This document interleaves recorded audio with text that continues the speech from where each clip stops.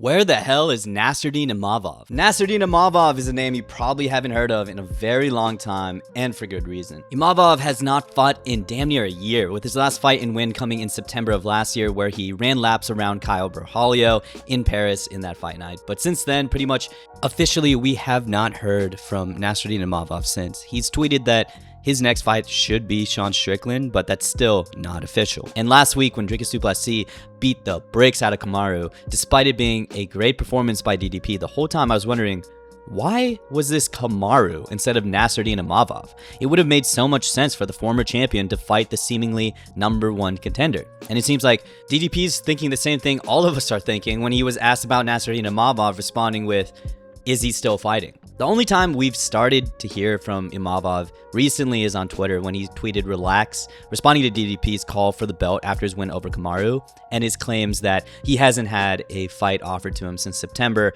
which is really strange, and he also claims that he doesn't duck anybody, which we'll obviously get into. So what the hell happened to Nassourdine Imavov? How is somebody on a 5-fight win streak with big names in that win streak not even be mentioned for the belt?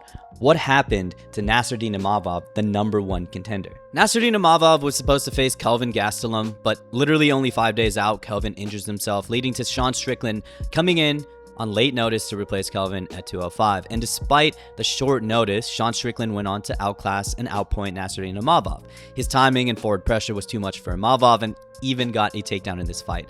Anyways, Nassourdine Imavov would move on to fight Sean's teammate and friend Chris Curtis in their next fight, but this would end in a no contest due to an accidental headbutt, rendering Chris Curtis unable to continue. But from then on, Nassourdine Imavov would go on a very good run, starting with an active 2024. First, he had a solid performance over Roman Dolidze, who was still a solid contender at the time in this division, and it would have been a unanimous decision had Nassourdine Imavov not pulled off this nasty soccer kick on Roman's head. Anyways, Imavov would move on to face another top contender at the time in Jared Cannonier, and this was a close fight through 3, with both having good success and solid grappling and takedowns from both sides. It was a very good fight from both, but in the 4th, we would get a horrible stoppage when Imavov finally broke through with a giant 1-2 that, granted, rocked Cannonier really bad, sending him back to the ropes, but Cannonier was just starting to get his wits back together. He clinched, circled around, continued to move well, but for some reason the ref, in the middle of Cannonier recovering, would call the fight early in one of the worst stoppages we've ever seen.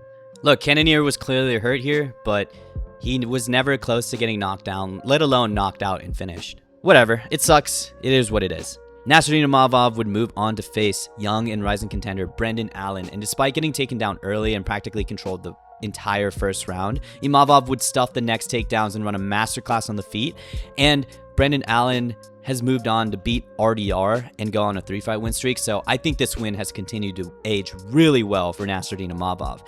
Then we move on to Nassourdine Imavov's biggest win to date, which is, of course, the shocking KO over former champion and legendary name Israel Adesanya. He really showed in this fight his speed advantage, as out of nowhere, Nassourdine Imavov landed a bomb of a 1-2, sending Izzy down and out.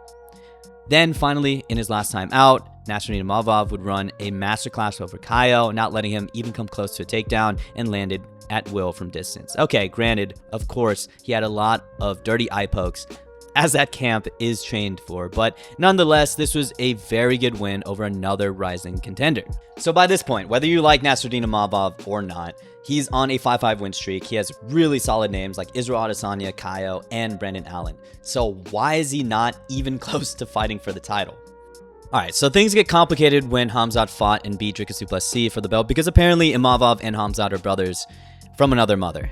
Both are from the Caucasus Mountains and have kind of said they don't want to fight each other because of their close relationship. Nassourdine also said that his mother said that the fight shouldn't be between brothers, which of course is so lame.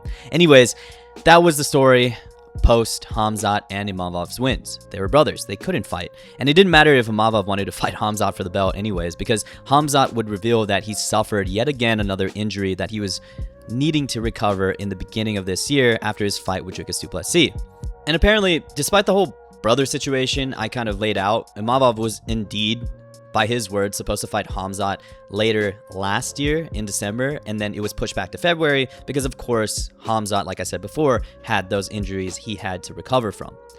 Then things get really, really complicated when Sean Strickland got an upset win over Anthony Hernandez. Sean Strickland would pull off a very impressive performance against the dangerous up-and-coming contender in Fluffy, defending all his shots and finally finding a knee to the body that would send Fluffy down and out. This would complicate the title picture a lot now, as now you had the loudmouth, casual-bringing star in Sean Strickland pulling off an incredible win over a top contender, putting dollar signs in Dana White's eyes.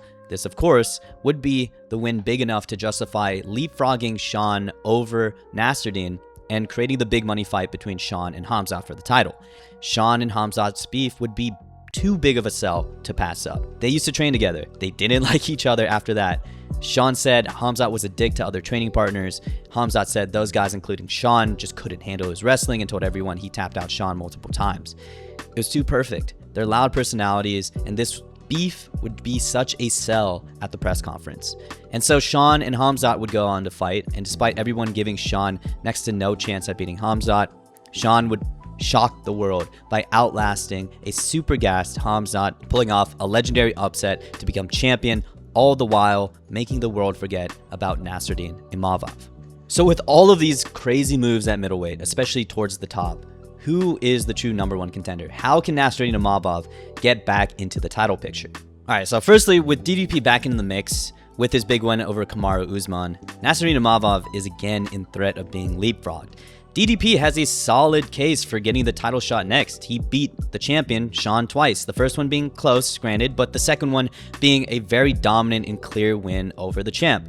With this win and return over a big name like Kamaru, DDP showed that he's still nasty on the feet, and a third fight between him and Sean would be huge. Sean has the potential to avenge his losses to DDP in his second title run, or the UFC can have another hilarious guy on the mic like DDP become champion again. Meanwhile, Nassourdine Imavov lost to Sean in the past and hasn't been that active in the past year, and besides France, isn't the biggest star worldwide. Unfortunately, Nassourdine Imavov might get leapfrogged again. In my opinion, and this is an opinion I've held for a while now, DDP and Nassourdine Imavov are still neck and neck over who deserves the title shot next. I love Kamaru Usman, he's still a legendary name and a big name, but at this stage of his career, he's old, out of his prime, his knees don't work, and he's much smaller at 185. So even though DDP did get a good win over him, I still don't think a win over this version of Kamaru makes Dricus du Plessis' title shot argument any better than before, especially compared to Imavov, who, when active, was beating young middleweight contenders. I really still want to see Dricus du Plessis and Imavov fight each other to determine who really deserves the title shot next, who's really the number one contender. And I think it can come relatively soon, as Dricus du Plessis didn't take that much damage in his fight with Kamaru. So let's do it. That's a fun fight between two very effective strikers in different ways. Nassourdine Imavov, of course, is a much more clean and technical striker at distance, while Dricus du Plessis throws very awkward and often on-the-run shots with tremendous power housed in a brick house of a body. And then both guys, on top of that, can wrestle, so I'm very interested to see how these two clash and how their styles will meet. But whatever the case may be, whether it's Nassourdine Imavov versus Dricus du Plessis, whether Nassourdine Imavov rematches Brendan Allen, I don't know. I just want to see him back into the mix of things. He was really building momentum when he was on that 5-fight win streak, and it just stopped for absolutely no reason. Middleweight is starting to get really fun, so let's keep Nassourdine Imavov and all these contenders still in the mix. Anyways, what do you guys think about Nassourdine Imavov? Do you even remember who he is? I feel like I haven't heard of his name since forever, ages ago, since he fought Kyle, and he really hasn't even been in rumors for the next title shot next. And then with Dricus du Plessis returning, I kind of feel bad for him getting leapfrogged, but I still want to see him fight. I know some people don't really like him because he eye pokes and he's a little dirty, but striking wise, he's still very fun to watch, and him versus Dricus du Plessis is the matchup I really want to see. Anyways, what do you guys think about the middleweight division, Imavov, who's going to get the title shot next, and what the future of this division looks like? Anyways, thank you guys for watching, always supporting. I'd love to hear you guys' thoughts, like I said before, and I'll see you in the next one. Peace.